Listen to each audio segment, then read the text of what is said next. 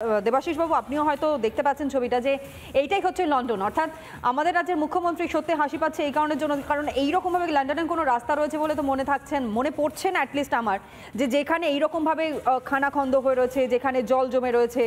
এবং এই যে রাস্তার ছবিটা আপনারা দেখতে পাচ্ছেন, এই রাস্তা দিয়ে যাওয়া কিভাবে মানুষ যেতে পারে সেটাই সব থেকে বড় বিষয়।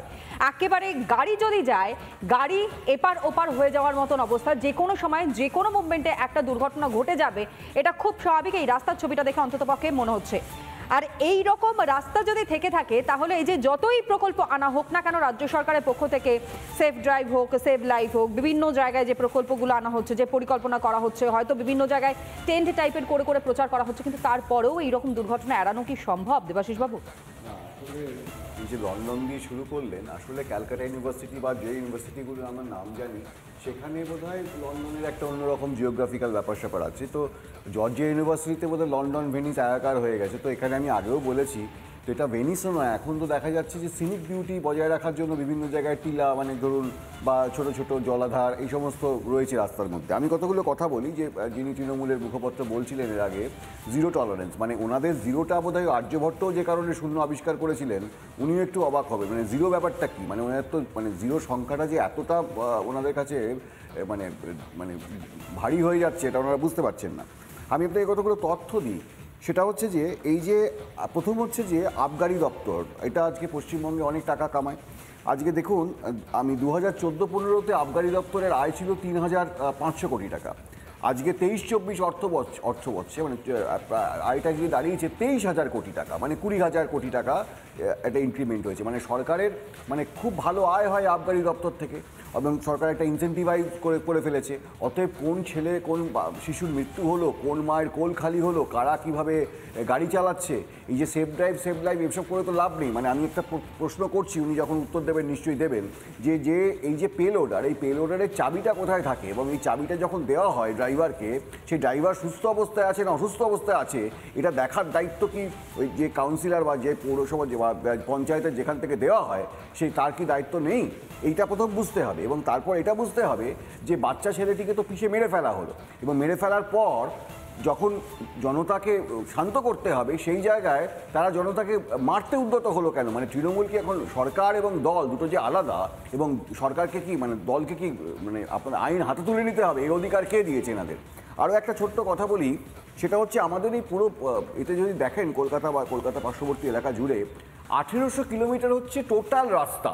এই 1800 কিলোমিটারের জন্য প্রায় 260 কোটি টাকা বরাদ্দ করা আছে।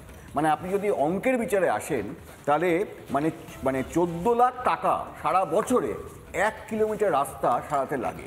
এবার এই 14 লাখ টাকা দিয়ে প্রতি বছর কী রাস্তা সারানো হয় এটা দেখতে হবে, এবং এর সাথে আপনাকে জুড়ে নিতে হবে যে সমস্ত রাস্তাটা হয় কোথায়, সব তো প্যাচওয়ার্ক দেখছি। আমি বলছি যে সমস্ত পরে অনুষ্ঠান আসতে বলে প্যাচওয়ার্ক হচ্ছে বিভিন্ন জায়গায়, সেই কাজ পর্যন্ত উঠে যাচ্ছে। রাস্তা হবে কি করে? মানে ধরুন, রাস্তার জন্য যদি 100 টাকা বরাদ্দ হয়ে থাকে, এবং এই 100 টাকা থেকে ওই সবাইকে খুশি করতে করতে যদি 92 টাকা চলে যায় এবং 8 টাকা পড়ে থাকে রাস্তার জন্য, রাস্তাটা হবে কি করে? মানে আপনি তারপরে তো রয়েছে টেন্ডার দুর্নীতি। আপনি খেয়াল করে, এই উত্তরটাই নেব আমি দেবব্রত বাবুর কাছ থেকে। আমি শেষ করে দিই, দেবব্রত বলবেন। আমি বলছি যে একবার খেয়াল করে দেখবেন, যে সমস্ত তৃণমূলের নেতা বা নেত্রী বা কাউন্সিলর হয়েছেন, তাদের যদি হিস্ট্রি দেখেন, তাদের হয়তো সেভাবে মানে ভাত খাওয়া বা বিড়ি খাওয়ার পয়সা ছিল না।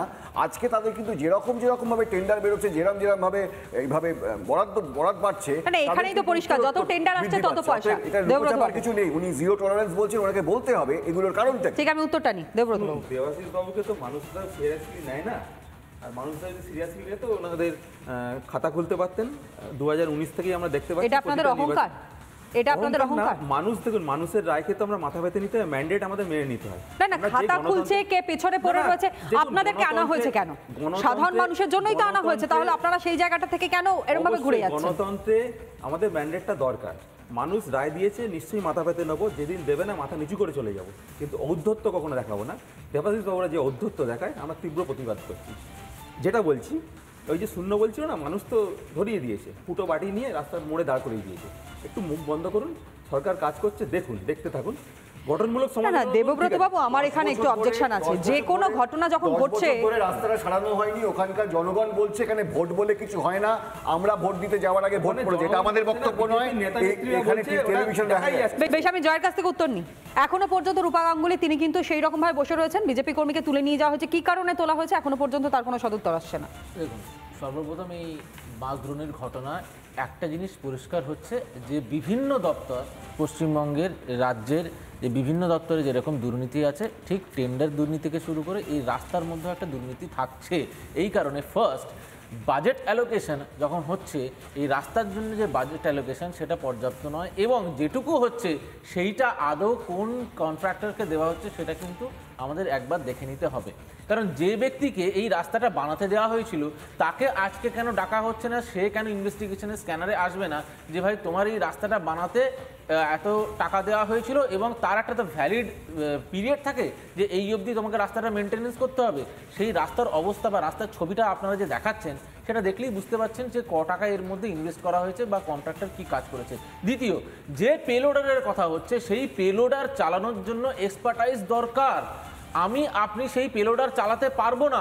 তাহলে যে ব্যক্তি এই পেলোডার কালকে চালাচ্ছিল ভোর রাতে, সেই ব্যক্তি কি আদৌ এক্সপার্টাইজ ছিল?